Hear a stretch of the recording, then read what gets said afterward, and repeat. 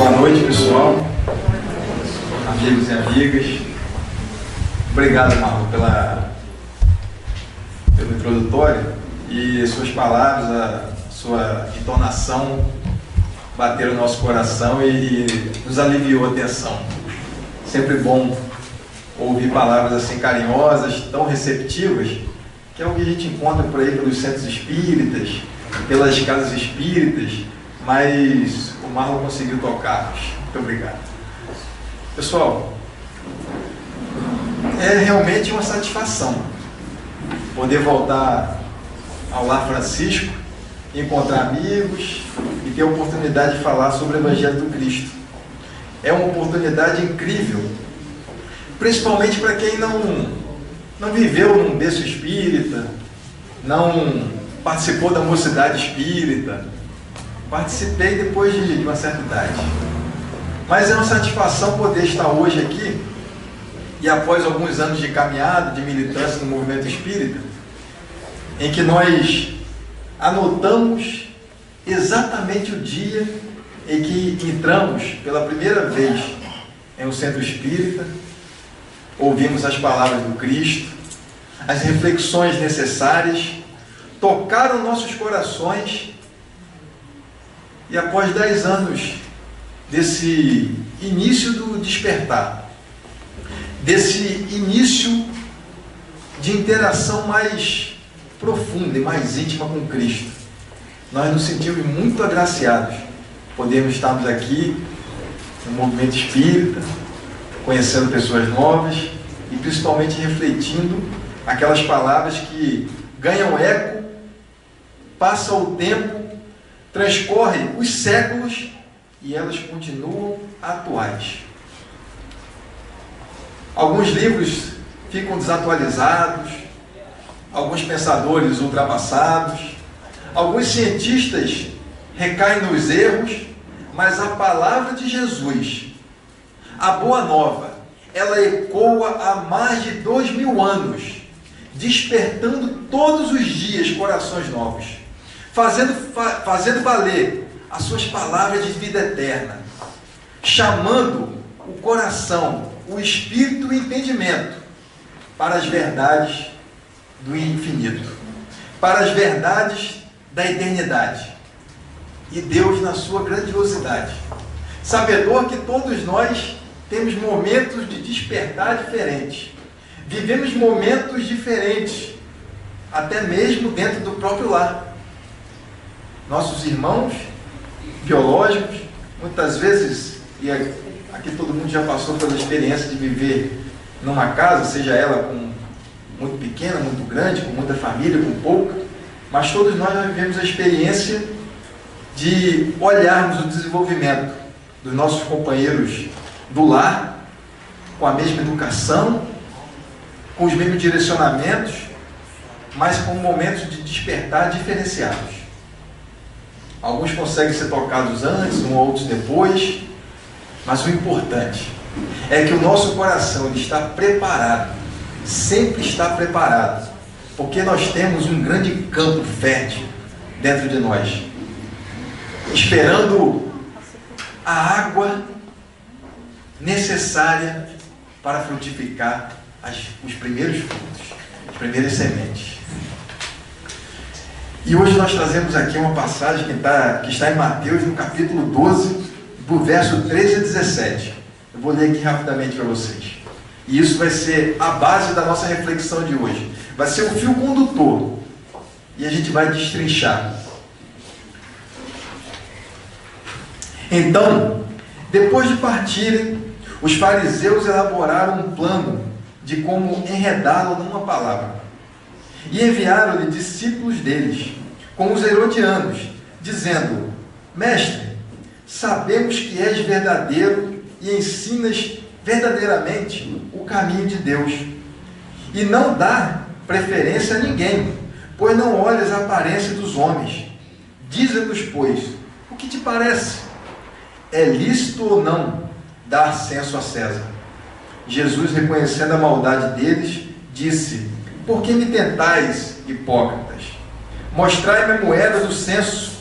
E trouxeram-lhe 1 denário. E disse-lhes: de quem é essa imagem de inscrição? E eles lhe disse: de César.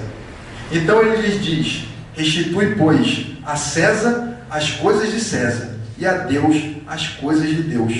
Ao ouvirem isso, maravilhavam-se, e deixando, afastaram-se.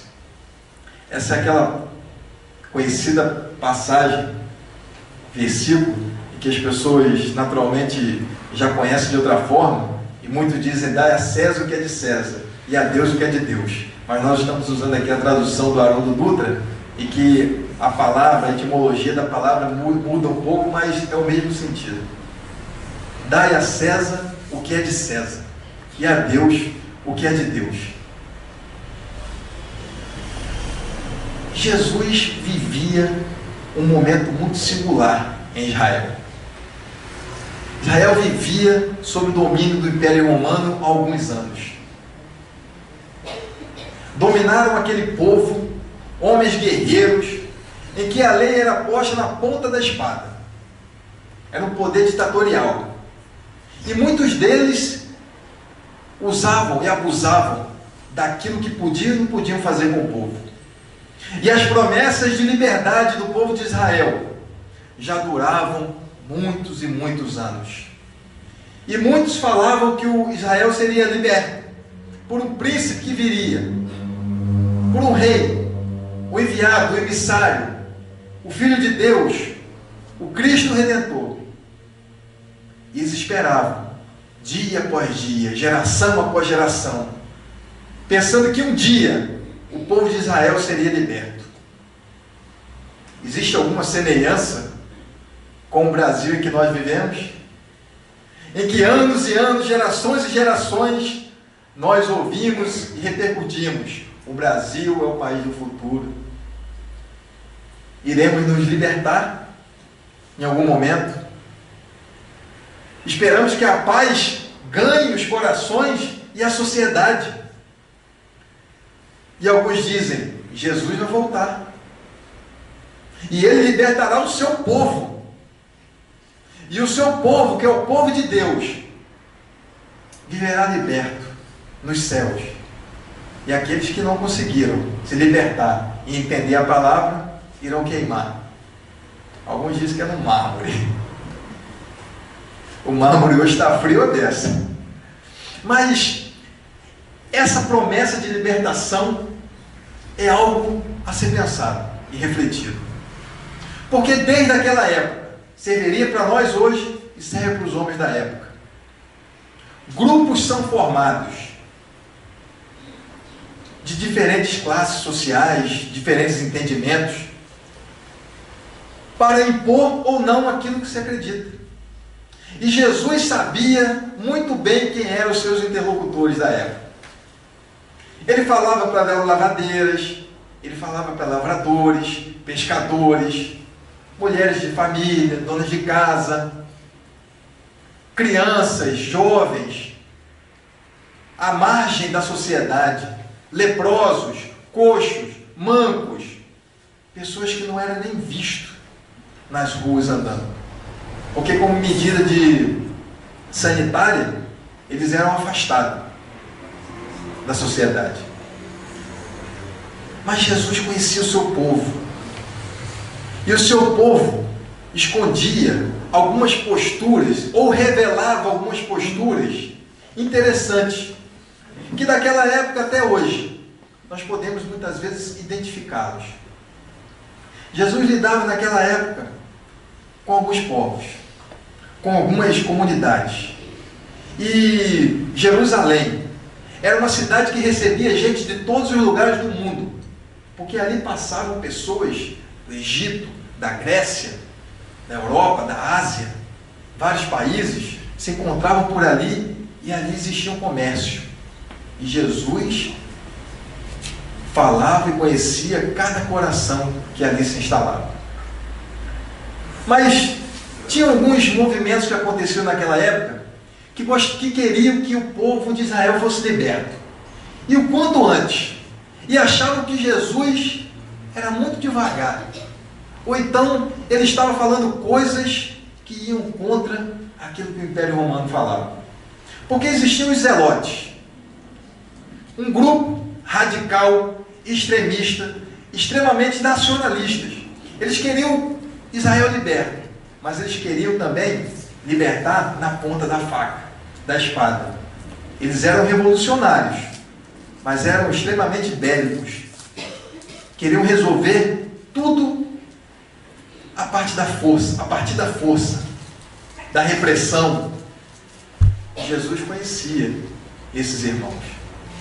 Existiam também os saduceus, que nem eram muito religiosos, eles eram mais políticos, era um grupo mais econômico, e que ficava bajulando o imperador, e ficava bajulando politicamente ali, pelos bastidores, tentando angariar recursos locais para onde poderiam se instalar, fazendo coligações e fazendo toda aquela política da boa vizinhança da época. Esses eram os saduceus.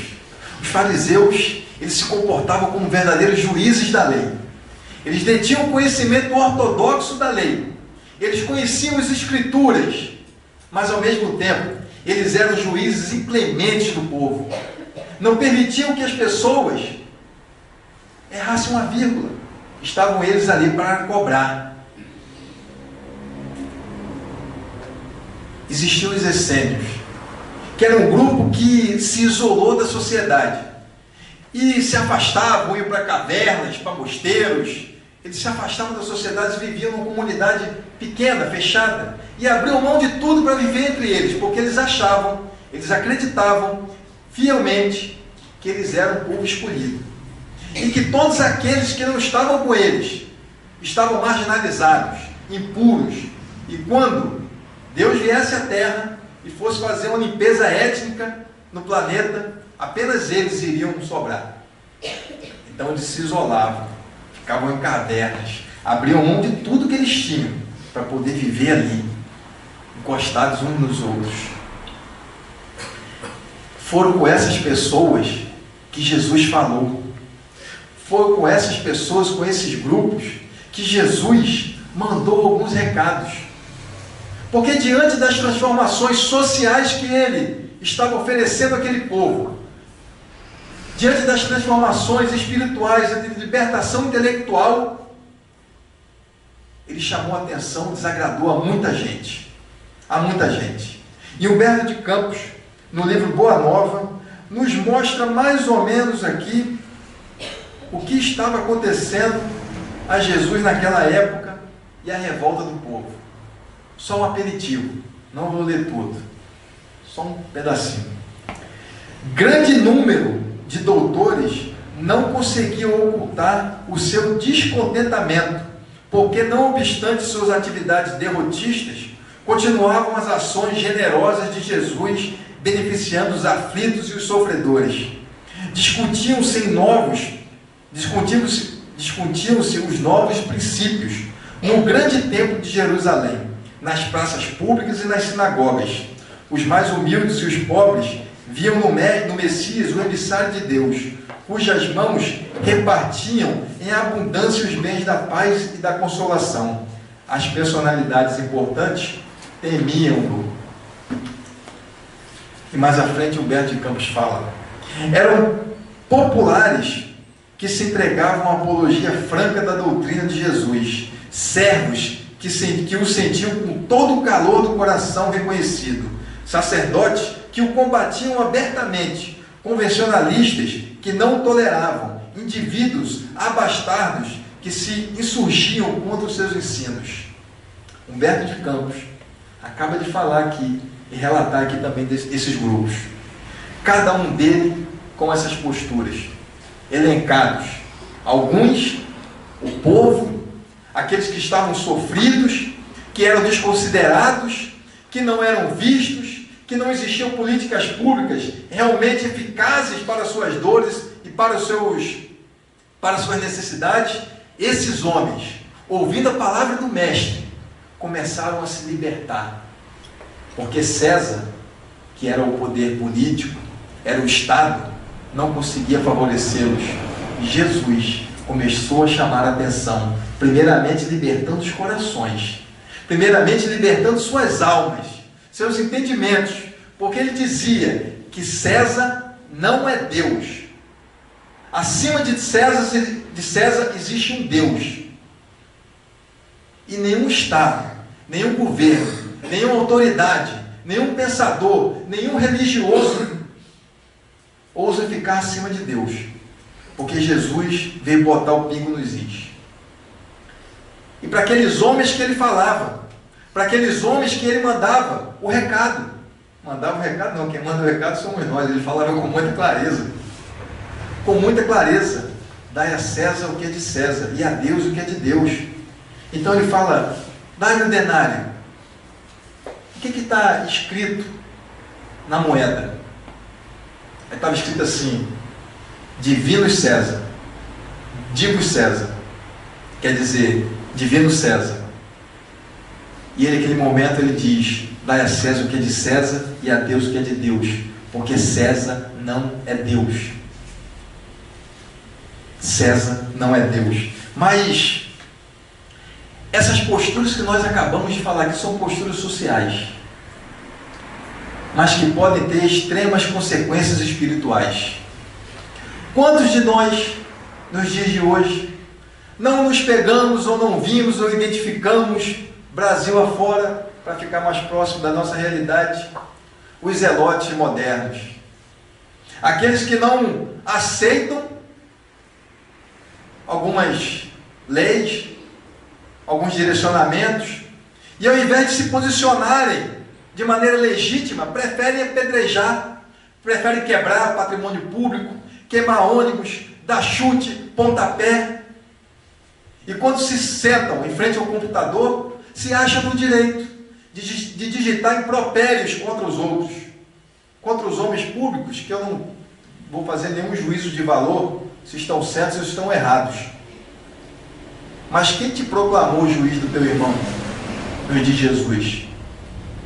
Zelotes modernos, querendo fazer revolução à base de grosseria, de truculência. Quantos de nós já nos pegamos assim?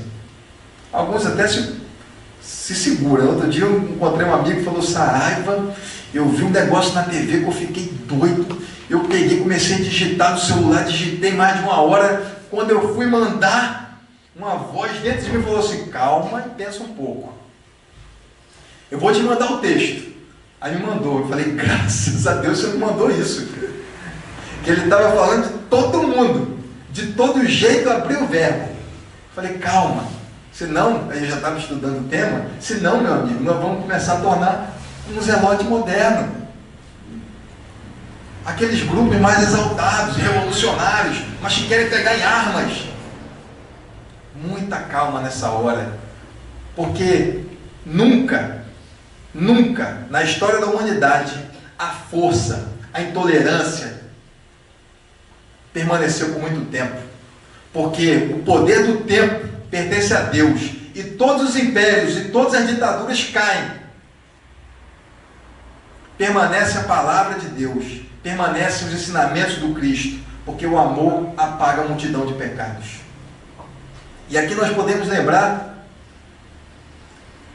de Nelson Mandela, que foi aprisionado durante o regime do apartheid e durante 25 anos, preso, humilhado numa prisão, saiu de cabeça erguida, olhando para o povo, negros e brancos, pregando a paz, a tolerância e a serenidade nas discussões de César, porque ele já tinha pendido a Deus. Entendendo o seu sofrimento, entendendo o seu papel, porque quando nós entendemos o que Deus quer de nós, nós também começamos a entender o que nós podemos oferecer à sociedade. Quando nós entendemos que nós somos filhos de Deus, nós somos filhos da luz, não somos filhos das trevas. Então nós entendemos que nós somos herdeiros do infinito, que nenhum mal dura para sempre, que todas as dores passam, todas as ditaduras caem, e só permanece a verdade em nossos corações e nossas consciências. Quantos de nós tombamos nas nossas imperfeições do passado? Mas agora, a pureza de Deus nos dá a oportunidade do reencontro, do encontro, do desencontro, da reencarnação, para resolvermos alguns problemas que nós não resolvemos lá atrás. Cuidado, porque essas posturas muitas vezes nos assaltam a alma. E podemos até virar essênios modernos, nos isolando dos discursos da sociedade e da fé, da religião. Porque precisamos pregar a tolerância, a irmandade. Não interessa se eu sou espírita, se eu sou um bandista, se eu sou católico, se eu sou evangélico. Não interessa.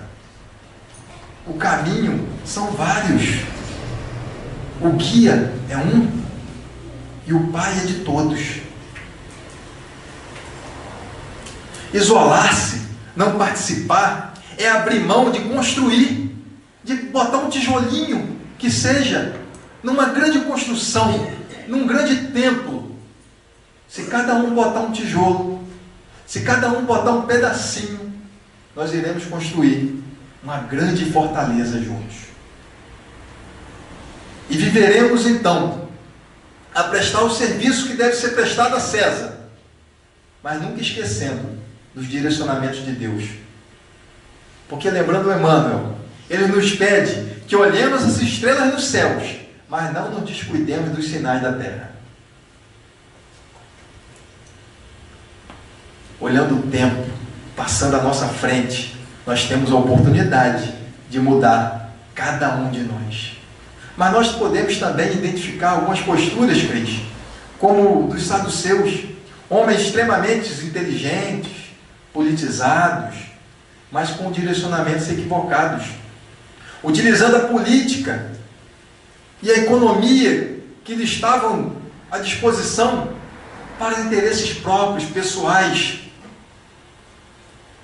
Mas está chegando o tempo, está batendo a porta, o momento da grande transformação. Está batendo a porta o momento da regeneração. E somos nós, espíritas cristãos, que vamos ajudar nessa reformulação. Porque a consciência agora está liberta. Porque o poder agora não tem amarras, não tem grilhões, não tem correntes. Cada um toma a sua cruz e carrega junto com o irmão. Mas nós podemos nos isolar da sociedade, nada disso vai resolver. E as pessoas dizem, quando você vai conversar sobre fé, sobre religião, falam, não, isso não me interessa. Eu não quero saber disso.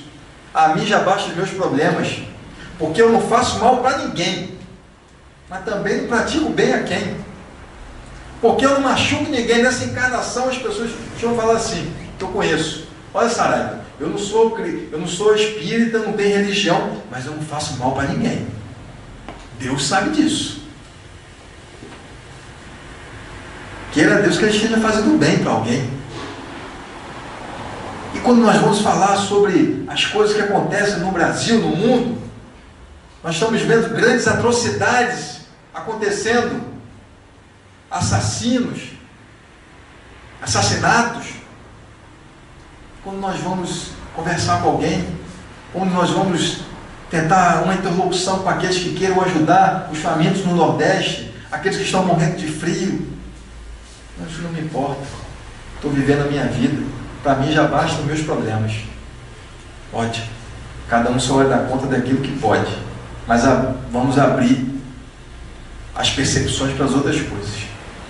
E também tem os fariseus, são posturas interessantes, porque quando começam a entender de qualquer coisa que seja, começa a querer dar aula. Outro dia estava numa reunião com uns amigos pastores, várias religiões, a gente conversando sobre religião, e tinha uns 10 pastores, os 3 espíritas, um bandista e tal, a gente conversando ali, aí de repente chega um companheiro que estava começando ali na lida e tal, aí pediu a palavra, citou um versículo e falou assim, olha, porque eu sei muito bem onde está o problema de vocês. Vocês não conseguem interpretar as obras de Deus, exemplificá-las no dia a dia. É preciso coragem, é preciso fé e tolerância com o outro para poder botar em prática. Aí o pastor olhou para ele e falou: você é da onde? Você está falando bonito? Você está fazendo o quê? O que você está aprendendo? Aprendendo isso aonde? Palavras bonitas? Não, eu vim aqui porque eu passei, sabia que tinha uma reunião, parei aqui só para falar com vocês. Está dando aula para a gente? Nada contra querer falar com essas pessoas, mas basta abrir um livro e ler algumas coisas e começar a se tornar juiz do outro, porque o conhecimento ortodoxo está aberto e a cada um aqui pode fazer as suas reflexões e pode fazer os seus apontamentos, mas na vida do outro é mais complicado. Quem te proclamou o juiz do teu irmão? Nos diz Jesus. São essas posturas que nós precisamos ter cuidado. São essas posturas que vão se atualizando, se tornando modernas, se nós não tivermos a preocupação de examiná-las e afastarmos dela, podemos começar a ter alguns problemas no dia a dia.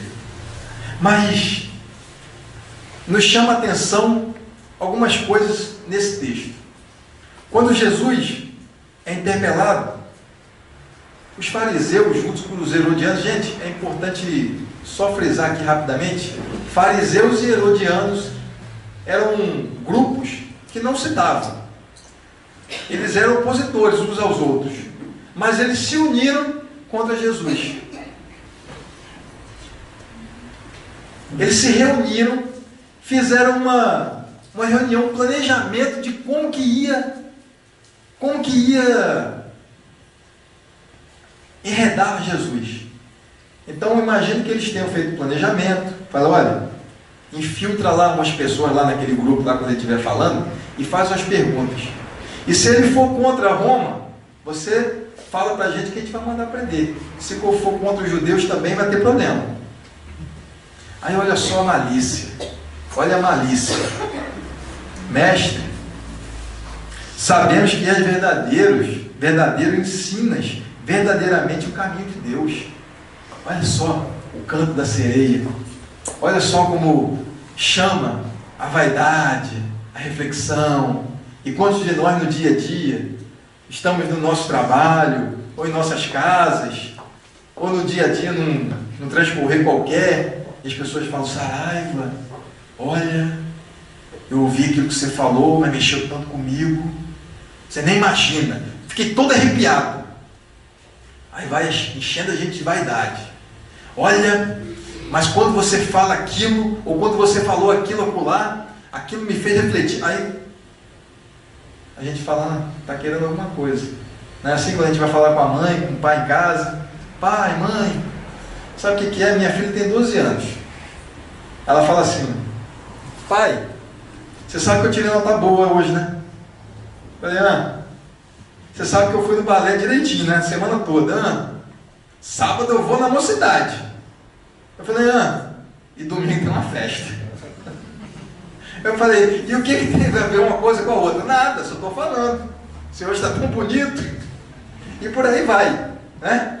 E por aí vai. E a gente vai caindo nesses pontos.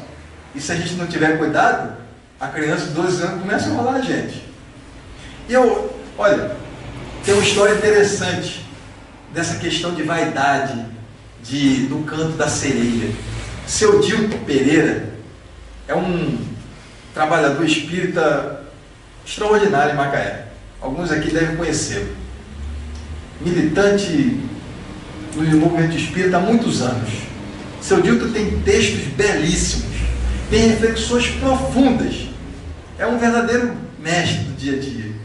Aí seu Dilton, uma vez conversando comigo, quando nós começamos no trabalho da divulgação espírita, sentou na frente dele e falou: Saraiva, eu vou contar uma história para você. Preste atenção, porque me contaram essa história e eu vou contar a você em um dia, quando você puder. Conte a outras pessoas, porque é importante que a gente saiba disso. Existia um orador espírita que estava começando nos trabalhos. E ele começou a chamar a atenção pela sua retórica, pela sua oratória, e falava coisas profundas, e mexia com as pessoas, e levava as pessoas a reflexões, e ele estava crescendo, ganhando uma envergadura moral, intelectual, e que todos começavam a elogiar. Houve uma reunião trevosa. Os nossos espíritos amigos, que estão desencarnados, que não gostariam que nós continuássemos na elite dos espíritos, se reuniram e começaram a planejar contra ele. Então o primeiro mandou uma dádiva para ele. Mandou uma mulher para poder seduzi-lo. E ele em suas palestras falando, e começou a ficar mais bonito diante daquela moça. Aquela moça começou a achar ele mais atraente, até que um dia ela estava, tudo que era palestra ela estava seguindo, parecia uma tiete. E um dia ela foi lá e falou com ele e tal, e ele abriu mão daquilo. Era um rapaz casado, era um moço bonito, mas conseguiu se resolver muito bem com sua esposa, com sua mulher. E depois eles mandaram outras tentações. Mandaram um rapaz que pudesse oferecer dinheiro, para ele começar a ganhar dinheiro com aquilo que ele estava fazendo. Ora, ele escrevia livros, falava bonito, poderia ganhar com palestras, com livros, e modificar a sua vida. E ele abriu mão daquilo. Não queria, aquilo não fazia parte do planejamento. Mas aí, tinha um mais esperto. Falou assim, olha, vamos fazer o seguinte, manda uma pessoa todo dia elogiar aquele rapaz. Faz com que ele receba elogios diariamente. E a cada palestra, a cada estudo, a cada reflexão, a cada olhar, a cada passo, ele recebia um elogio. Nossa, como você é bonito. Nossa, como você é profundo. Nossa, como você consegue englobar tantas coisas bonitas. E ele foi cada vez mais defiando, até que se entregou à vaidade e se afastou do movimento espírita e seguiu outros caminhos. O canto da sereia é doce, é sensível aos nossos ouvidos. No Salmo 55, no verso 22, fala o seguinte: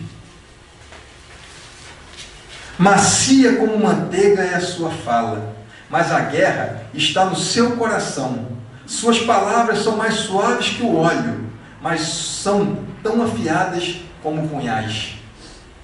Olha só, Salmo de Davi, chamando a reflexão de que nós precisamos ter muito cuidado no nosso dia a dia.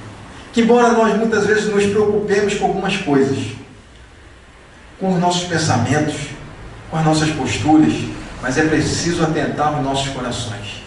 É preciso compreender que a cada momento nós podemos ter uma recaída, ou que nós podemos acessar situações muito complicadas em nossas vidas. Voltando ao tema. Então, Emmanuel nos dá algumas dicas de como nós podemos entender melhor essa interlocução de César e Deus nas nossas vidas. E em uma de suas escritas extraordinárias está um texto intitulado Diante de Deus e César. E Emmanuel começa assim: em nosso relacionamento habitual com César, simbolizando o governo político, não nos esqueçamos de que o mundo é de Deus e não de César, a fim de que não sejamos parasitas na organização social em que fomos chamados a viver. A César o que é de César, a Deus o que é de Deus. O que pertence a César é o pagamento dos tributos.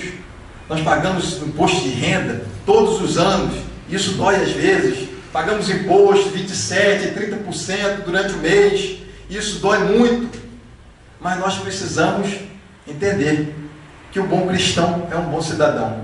Ele cumpre as suas obrigações, e se muitas vezes não está satisfeito, ele se posiciona, ele corre atrás para modificar aquilo, mas com uma postura suave, coerente, clara, com aquilo que nos pede o Cristo. E não adianta deixarmos que César, que o poder do Estado, ditem algumas coisas para nós também e fiquemos quietos. Como, por exemplo, a questão do aborto. Não é de César resolver essa questão. Quem cuida da vida é Deus. E às vezes a sociedade cai nessa esparrela, nesses argumentos frágeis. Mas nós precisamos entender que existem coisas que é de César e coisas que é de Deus. Um pouco mais à frente, Emmanuel fala: é justo não olvidar que somos de Deus e não de César, e que César não dispõe de meios para substituir junto de nós a assistência de Deus. Quantos de nós se entregam aos prazeres do dia a dia e perdem o foco da existência? Nós conseguimos observar, por experiência de alguns que nos relatam, que depois de 30, 40, 50, 60, 70 anos de vida, as pessoas começam a ficar depressivas. E são elas os problemas mais diversos. Mas um que nós estamos ouvindo com certa frequência é o problema do envelhecimento. As pessoas têm medo de envelhecer. As pessoas têm medo de ficar madura, porque aí o cabelo começa a cair, começa a ficar prateado, a barba começa a ficar branca, a pele já não é tão lisinha, já começa a ficar um pouquinho de ruga, e aí o vigor físico não é o mesmo, e as pessoas começam a ficar depressivas, e procuram as clínicas, e procuram as psiquiátricas, as clínicas psiquiátricas, os psicólogos, porque o foco de suas vidas não está orientada nas coisas de Deus. Porque quando nos entregamos verdadeiramente às coisas imperecíveis, aquilo que vai se acabando, que vai ficando para trás, que vai envelhecendo, não tem muita importância. Não que nós não tenhamos que nos cuidar. Se puder passar um shampoozinho para escurecer um pouco mais o cabelo, se puder ficar um pouquinho mais bonitinho com maquiagem, se puder, né, não deixar a velhice chegar com tanto vigor, um exercício físico, cuidar da alimentação, tudo isso é normal. Mas o que nós precisamos nos atentar é que muitas vezes o foco da nossa existência está muito mais entregue às coisas da terra do que às coisas de Deus. Cuidado, é um chamamento que nos faz, Emmanuel. E um pouco à frente ele ainda fala o seguinte: examinando o assunto nesses termos, ouçamos a voz do Senhor que nos fala na acústica da própria consciência e procuremos a execução de nossos deveres, sem esperar que César nos visite com exigências e aguilhões. Nós temos em nossas consciências o que é certo e o que é errado. Quando avançamos um sinal, nós sabemos que é errado. Mas nós muitas vezes nos enganamos, mas é certo, porque eu quero chegar mais cedo no trabalho, eu estou atrasado. Por que eu não posso fazer isso? Não deve. Mas muitas vezes a gente troca a polaridade do que pode e o que não pode. O que é devido a César e o que é a Deus. Nossa consciência.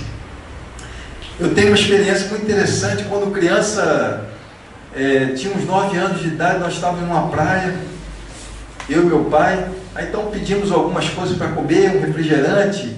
Eu lembro até hoje um caldo de ostra maravilhoso.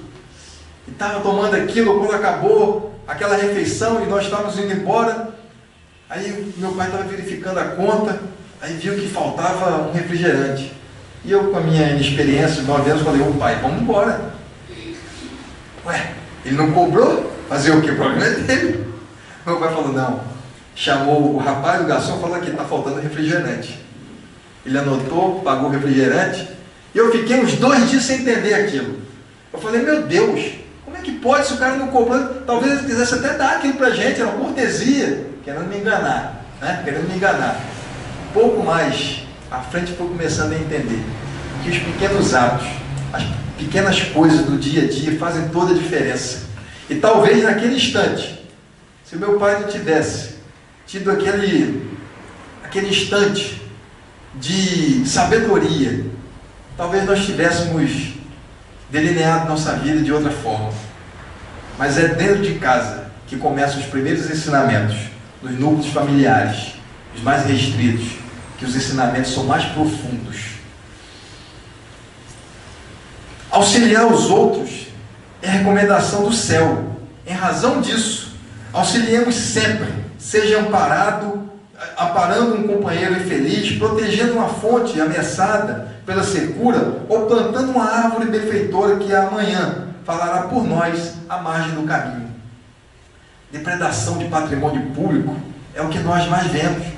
As pessoas que pegam ônibus, que utilizam o transporte coletivo, reclamam todos os dias, pontos de ônibus pichados, quebrados, ônibus sujos, riscados, com pneu furado, com vidro quebrado.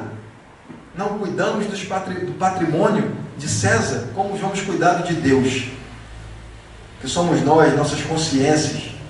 É preciso cuidado, reflexão e carinho com as coisas do mundo, porque sendo cristãos, seremos bons cidadãos, e sendo bons cidadãos, iremos pouco a pouco transformar a sociedade que vivemos. E nos conta ainda Emmanuel, pouco mais à frente, não vale dar a César algumas moedas por ano, não vale dar a César algumas moedas por ano, cobrindo-o de acusações e reprovações todos os dias. Do que adianta reclamar, apontar o dedo em riste e não se movimentar? Um dia eu estava com o Zé Cláudio numa reunião no Movimento Espírita, e nós estávamos reclamando de algumas coisas que estavam acontecendo no Movimento Espírita. E a gente estava relatando algumas coisas que há muito tempo a gente estava vendo, e que estava acontecendo, e que a gente não sabia o que fazer. Aí um companheiro da FEB chegou para a gente com toda tranquilidade, com toda doçura, e falou: e vocês estão fazendo o que para mudar a situação? Estão assumindo os postos que precisam ser assumidos? Precisamos de homens de bens para assumir esses postos. O que vocês estão fazendo? Aí eu olhei para a cara dele, ele olhou para a minha cara. Nós estamos no centro espírita, na nossa casa, tentando fazer o melhor. Mas e aí? Está resolvendo o problema? Mais ou menos. Então começa a se movimentar, fazer outras coisas. Porque para problemas novos, novas soluções, novos posicionamentos, novas posturas. E não adianta ficar reclamando todos os dias, isso vai nos adoecer. Isso vai nos dar algumas dores de cabeça e nenhuma solução. E finaliza Emmanuel: doemos a Deus o que é de Deus, oferecendo o melhor de nós mesmos em favor dos outros, e desse modo César estará realmente habilitado a amparar-nos e a servir-nos hoje e sempre em nome do Senhor. Porque nós que queremos nos transformar, que queremos fazer com que a nossa sociedade seja cada vez melhor, para que nossos filhos se apropriem de uma situação mais acolhedora, menos intransigente, nós precisamos fazer essas mudanças interiores e depois fazer com que o nosso dia a dia seja cada vez melhor, agrupando-nos como irmãos, entendendo que nossas diferenças são importantíssimas.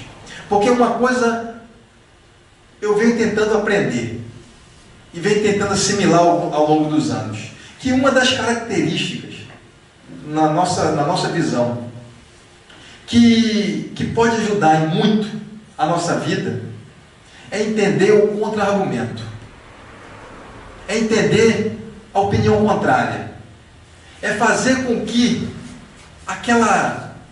aquele movimento contrário àquilo que nós acreditamos seja de alguma coisa benéfica para o nosso entendimento. Isso começa dentro de casa, quando nós não nos entendemos com o nosso irmão, ou quando nós estamos no trabalho, que nosso chefe muitas vezes não nos entende, ou o companheiro de trabalho fica toda hora fazendo acusações, ou então nos testando para testar o nosso limite, saber até onde nós vamos. É nessa hora que nós começamos a construir uma situação melhor, mais acolhedora, porque no passar dos anos, com esses exemplos de tolerância e sabendo lidar com um contraditório, é que nós vamos começar a amadurecer os nossos espíritos, que são espíritos universais, mas que são altamente sociais, porque precisamos uns dos outros para nos fortalecer. E Emmanuel uma vez falou para Chico, depois de ele receber acusações, impropérios, uma pessoa cuspiu na sua face.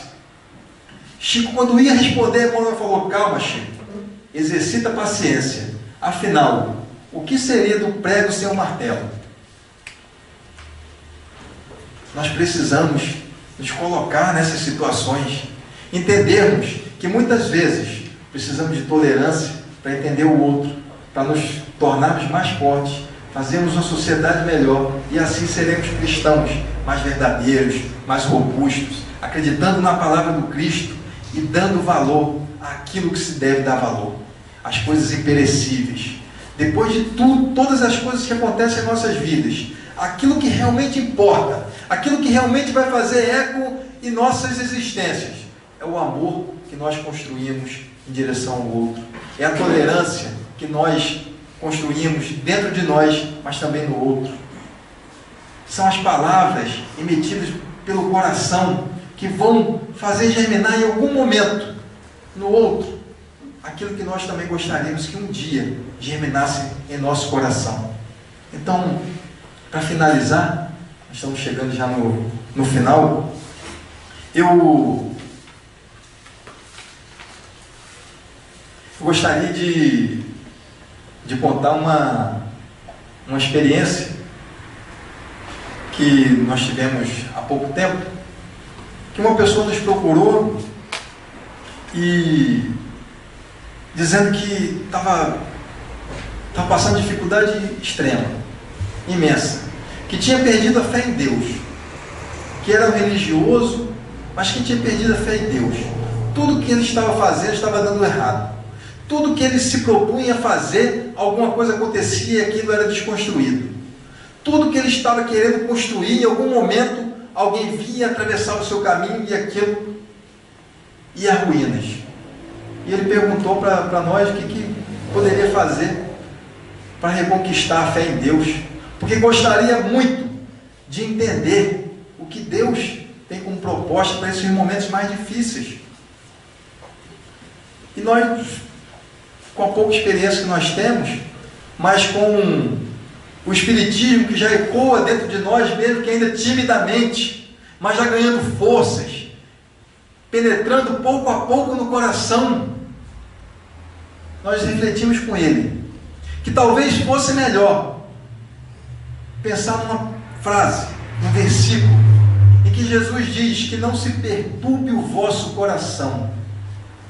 Não se perturbe o vosso coração. Crede em Deus e crede em mim também.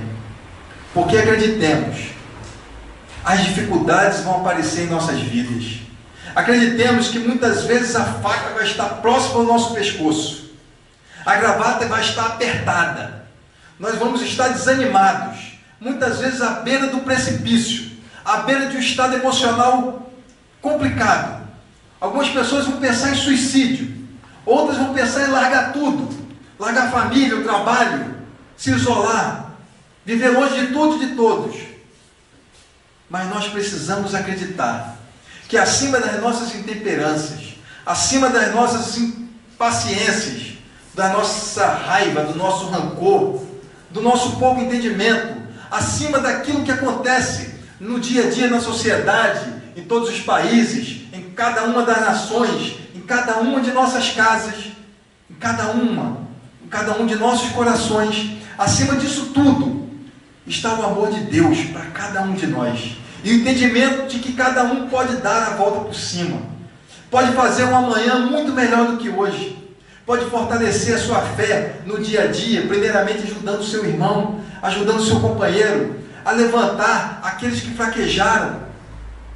Porque o Evangelho de Jesus, ele argumenta com o coração e faz crescer dentro de nós a possibilidade de sermos verdadeiramente aquelas pessoas que nós gostaríamos de ser. Porque se ainda não somos, é porque ainda estamos fortalecendo a nossa fé. E se ainda não está tão fortalecida assim, é que o processo educacional é devagar, mas é dessa forma.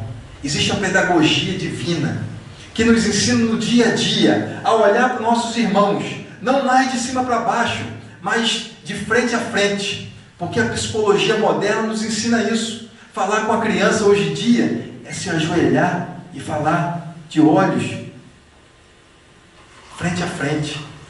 E Jesus faz isso conosco a toda hora. Jesus é o governador do nosso universo.